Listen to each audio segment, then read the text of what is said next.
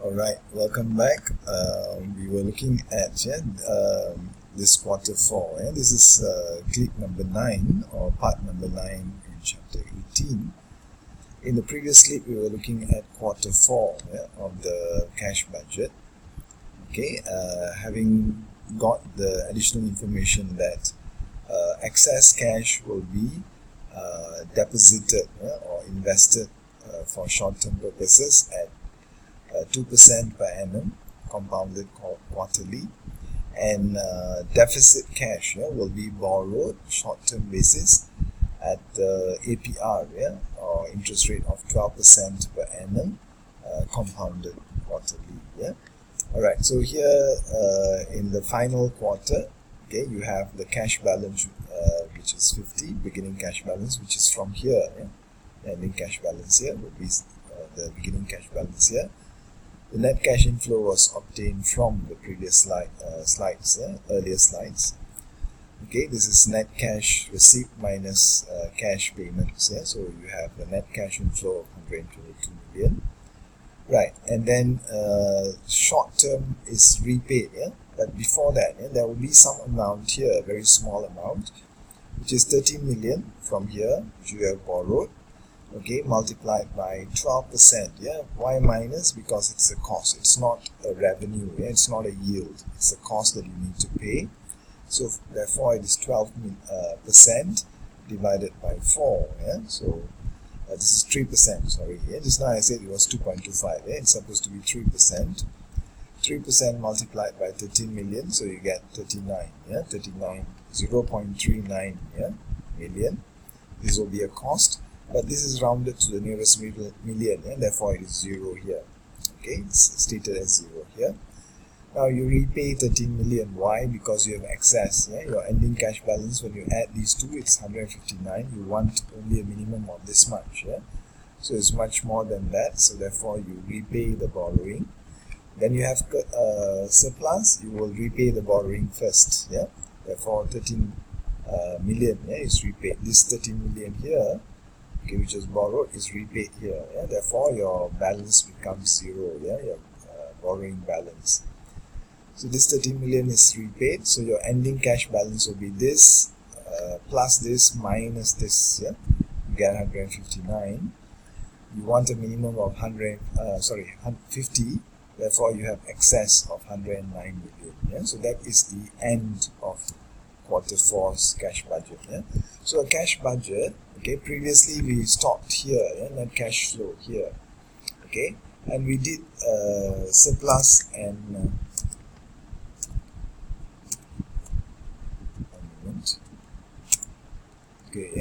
we did cumulative. We had ending cash balance, minimum cash balance, and cumulative surplus and deficit. We stopped here, but note that the deficit now, okay, becomes 0 for these 2 years, because we have already included borrowing. We've borrowed 38 million in the second quarter. Therefore here it becomes 0. When there is borrowing, there won't be any deficit. There can be surplus. Okay, but in the first run, when we did this cash budget, okay, we found that this would be 38 negative, and here it was negative 11. If you go back and look at the slides. But since these are addressed here, so this becomes 0 here. Alright, so this is how you do a complete cash budget.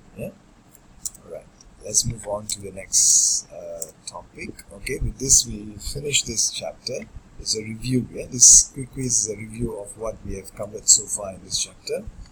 We have looked at the operating cycle, which is made up of 2 components periods, which is the inventory conversion period and also the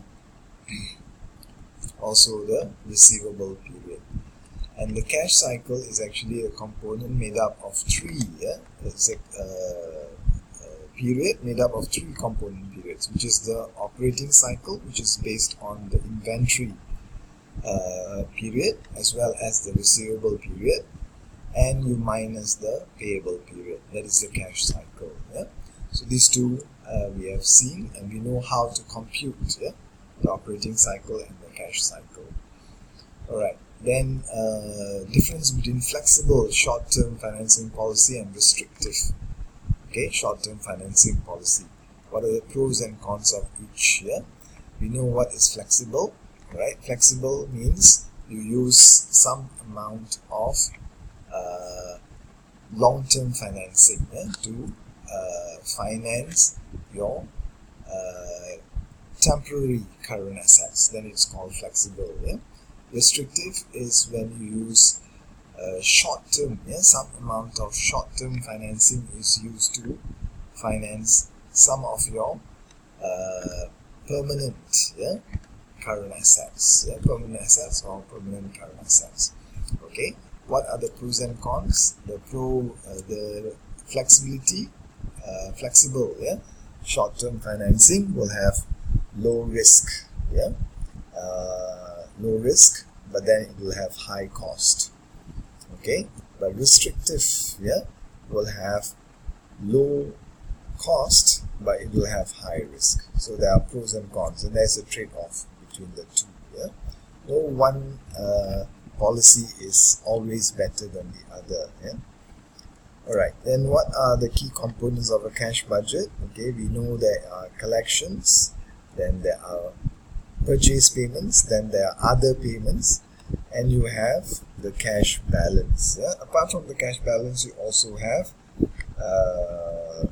investments, okay, surplus cash which are invested, and deficit cash that are borrowed. So these are all key components in the cash budget. And what are the major forms of short-term borrowing? We have secured borrowing, and you also have unsecured short-term borrowing. Secured means there will be collateral, unsecured means there will not be any collateral. So this is all we have. These are all the things that we have looked at in this chapter. We have also looked at how to compute the cost of borrowing, particularly with compensating balance, and also the cost of factoring. We have looked at how these are computed.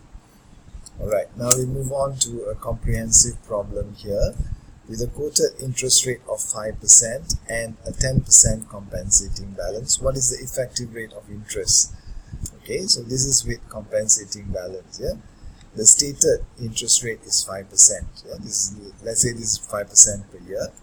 So you simply use this formula, which is 5 divided by 1 minus 10%. 10%, remember, I divided by 1 minus C. So this will be your